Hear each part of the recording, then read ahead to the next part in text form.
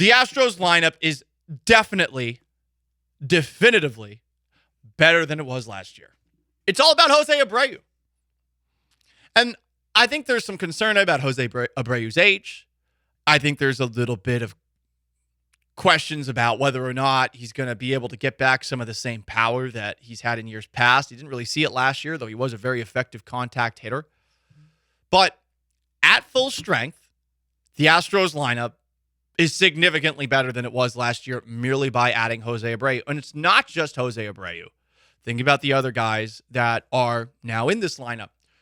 We're not looking at Jeremy Pena as an uncertainty, which we did last year. We were like, is this guy going to be an adequate replacement for Carlos Correa? He was exactly a replacement for Carlos Correa, especially with what he did in the postseason. He's a playoff hero who has to be brimming with confidence at this point in time. Is there a chance that maybe he feels a little too big for his britches going into the year? I don't know. Is he perhaps distracted by the millions of Houstonian women who want to marry him? There might even be some men. Many would argue that I'm one of those people. I would push back against that. That is unprofessional. We're friends. But Jeremy Pena is somebody that I expect to continue off of what he did last year. Does that mean he's going to be an MVP candidate? I don't know if I'd go that far, but if he was able to do all of those things last year in his rookie year, it stands to reason that he's going to be better in his second season. I'll also point to Kyle Tucker. Kyle Tucker not getting that extension this year. The Astros taking him to arbitration over $2.5 million.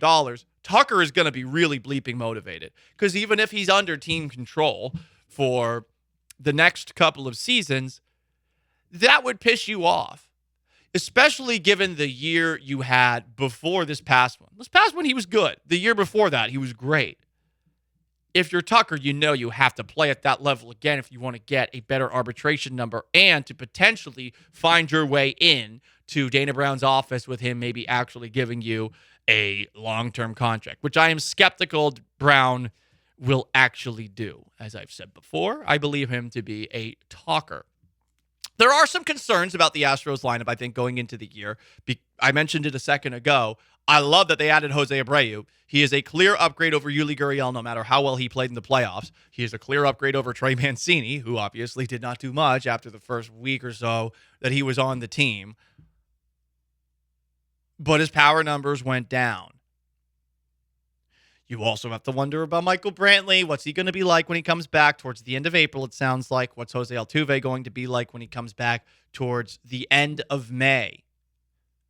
Will Alex Bregman, who broke his left index finger in Game 6 of the World Series, be as good as he was last year?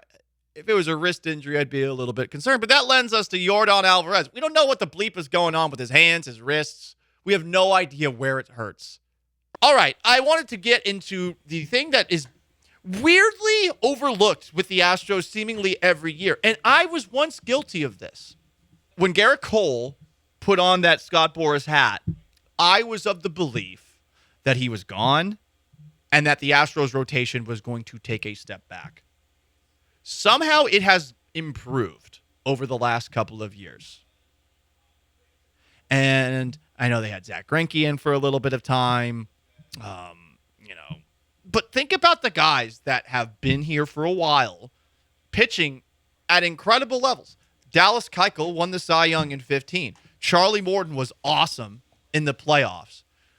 Those guys leave, and the Astros rotation has maintained. And it's one of the things that they don't get enough credit for, but it's funny because it seems like the greater baseball cognoscenti constantly forgets that this rotation, even with Justin Verlander, who struggled in the World Series, by the way, even with Justin Verlander after having an incredible year, that Cy Young Award season was really something else considering his age. People forget that this rotation is still really awesome. Framber Valdez was a Cy Young Award finalist last year.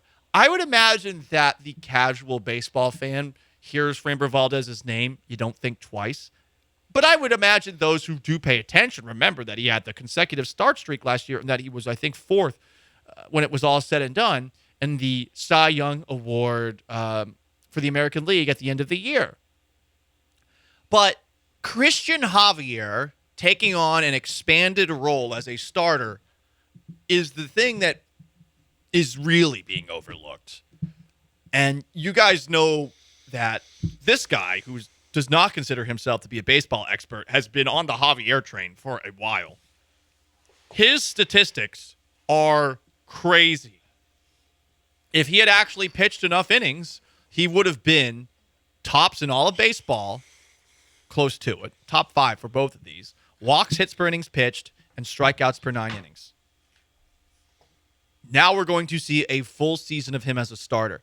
I know he's the number 2 starter. Framber gets the opening day nod. Makes sense. He got it last year, too. There's a bit of politics in baseball when it comes to things like that. But when we look at the end of this year, at that rotation, Javier is the guy that we're all going to agree is the best pitcher on this team. So losing Verlander does hurt. You do take a bit of a step back in the rotation. But merely with those 2 guys, are you not one of the best pitching staffs in baseball? Just there. And then the rest of the rotation, I'm not going to act like Luis Garcia and Jose Urquidy are great. But are they consistent? Consistently good? Isn't that what you're looking for from your number 3, your number 4 starters, which they will be at the beginning of the year? And look, Lance McCullers with his injury concerns, that's always going to be a problem. But you have 1 through 5, a really trustworthy starting rotation. Is it Murderer's Row? Is it super expensive? To the Murderer's Row part, not really, but trending that way. To the expensive part, it's super reasonable. It's super cheap. And then you have Hunter Brown coming in too. And we'll see how Hunter Brown does in an expanded role. But a lot of people believe that Brown has the potential to be a really good starter someday. You've also got Forrest Whitley pitching very well. I know that we are probably getting a little bit too excited about what Forrest Whitley has been doing in spring training and in the minor leagues. But there are a lot of good starting pitchers on this team. And there are some concerns. We mentioned McCullers. There's Luis Garcia's new motion and more Hunter Brown. But this pitching staff is awesome. And once again, which seems to happen every single year, it's being overlooked. This time because there's no Justin Verlander. And that is unfair, even if they are slightly, and I say slightly, worse without Verlander this year. Paul Gallant Show, ESPN, 97.5, 92.5.